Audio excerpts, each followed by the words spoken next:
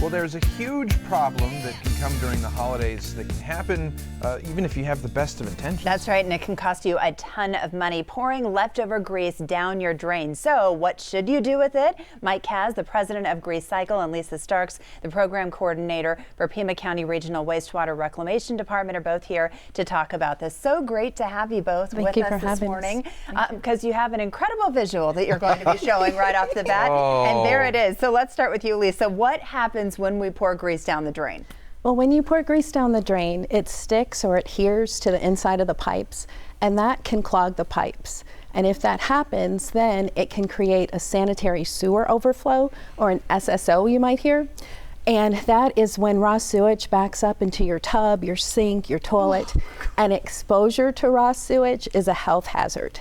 So if that wasn't bad enough, you also become sewer roaches' best friend, because roaches eat grease. Oh my goodness. So it's like a bad all around. She brought this in here. So when like, you are they think real? you're being clean, you're actually doing the opposite. Right, so this visual, every time you go to your sink, when you know, after you have Thanksgiving dinner or whenever, that's what I'm going to be thinking about. That's what we'll all be thinking about. And the point of this visual really is to scare people out of doing this. Right, you for don't a lot want, of reasons. Right, you don't want to help feed the cockroaches. You want to collect it instead and dispose of it another way. So when we talk about grease being collected, talk about that process and where it actually goes. What happens to it? Well, at our event, we collect all of the grease from Thanksgiving or Christmas or whenever you've used it, and then in turn, we send that over to Mike Kaz and to his company, Grecycle, and they make something good out of the grease. And is that the biodiesel that you were talking about, Mike? Right. Okay. So what's good about this recycling event is we're taking, the grease that we get from restaurants from this event, and we turn it into biodiesel.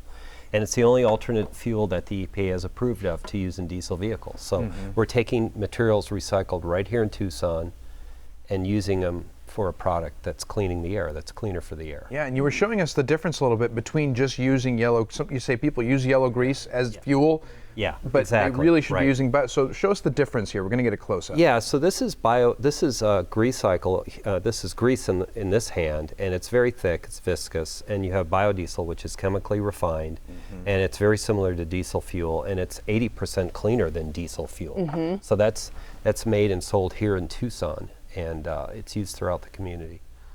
And take a look at this. This is the actual event, right? And this recycling really does make a difference. Let's talk about the event and how it does so. Well, we've been doing this for going on 16 years now, and what's neat is people can always throw away grease in the garbage, but if they choose to recycle it, they can turn it into something valuable that not only saves the landfill, saves the water, but it also is cleaner for the air. And this year we received a grant from the Arizona Recycling Coalition. We're going to be handing these containers out to people for clean, because you could see some of those containers are random jars and this and that. Right. So we're going to be giving people that have the smaller volumes these containers here free, while supplies last. So important. The point is they're reusable. You get to take them home afterwards. And when they come back next year, we'll give them a fresh one. It's a good reminder that that's what you should be doing. But this is different than the Blue Barrel, right? Right. What's the difference between? Well, the thing about the Blue Barrel, I don't know if you're aware, but recently the city of Tucson has gone to recycling every 2 weeks because the value of recyclables have gone down. Paper, plastics, they're not going to China, or that China doesn't want them. What's nice about this event that we're doing with Pima County is it's recycled right here in Tucson, and it's turned into a product right here. So that's a big deal. So no Blue Barrel, but it's still very effective for the community. We're doing it for ourselves, our community, and our neighbors. So where should we find the nearest collection site? What you should do is you should go on our website, pima.gov/grease, and then you'll get more information, and it'll show all the 6 locations, and you can just pick the one that's closest to the place that you live. A lot of convenient places. There really is no excuse. Don't pour it down the drain. Store it, don't pour it. Store it, don't pour it. It's in the long run, it's not the easy thing to do, because do you really want these roaches in your house? No, you don't. Do you want backed up sewage coming out of every pipe in your home? Right, into your bathtub?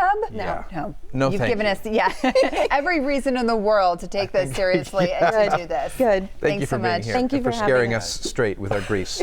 The Grease Collection and Recycling event is happening January 4th from 9 a.m. to 1 p.m. And if you want more info or the multiple drop-off locations, I should say, check out pima.gov/grease or call 520-724-6500.